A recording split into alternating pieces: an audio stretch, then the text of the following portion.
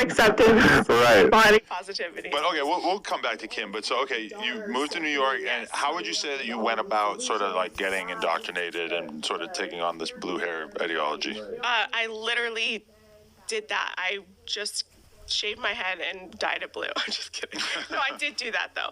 That was a part of the aesthetic as well.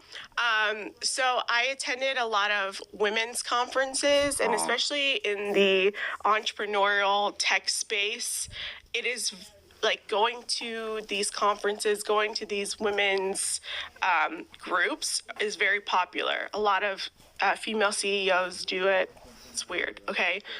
And all they do in these groups or in these conferences is talk about how men are trash, how the patriarchy is taking away all of our money, all of our funding, how we are so oppressed and that we, don't have the same rights as the white man, and how they take all of our everything. Like, they're taking the seat at the table. You need to fight for your seat at the table. You need to fight for your rights and all of this other stuff.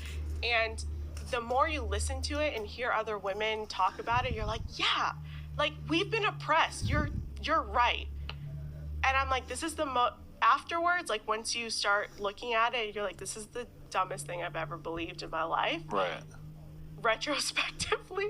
Because I'm sure you saw the Vice feminism debate where Pearl basically said, like, name a way in which you as a woman have been oppressed or you've been unable to, have certain opportunities. And even in the panel episode that I was on earlier, I said that I think that generally women have it easier in our society than men. And the main defense that gets brought up is like, okay, well, a woman has to be scared of a man, beating her up and raping her, walking home from work or whatever, which... To be fair, yes, 100%. That's the thing, though, is it's physical size and not much else, right? Yeah, I agree. I think that you have to understand, feminism was really never rooted in equality. If that's what they tell the public, but it is about supremacy. It is about overtaking men and basically deleting man as a sex.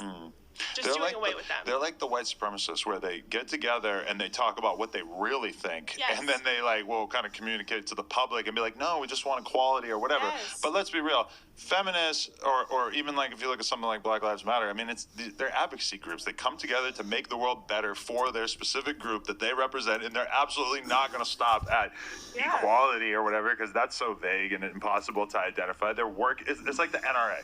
Yeah. The NRA is not going to stop fighting for more access to guns for people. That's just what they do. And if gun rights become extremely expansive, they're going to fight for them to be even more expansive. Oh, 100%. And the thing with feminism is that it's baked into our culture from the time we're like out of the womb. Right. So like if you look at TV shows, if you look at just things that we grew up with, the man, the patriarch of the family is this dopey, dumbass kind of guy, right? He doesn't trust his own instincts. He doesn't lead.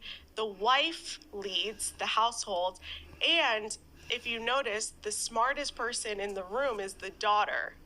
Are you talking about The Simpsons right now? I'm talking about The Simpsons, Family Guy. Literally any, like even the sitcoms that you see, I don't even remember. Full House is a good one. You always had the daughter, Stephanie, coming up with all of these solutions.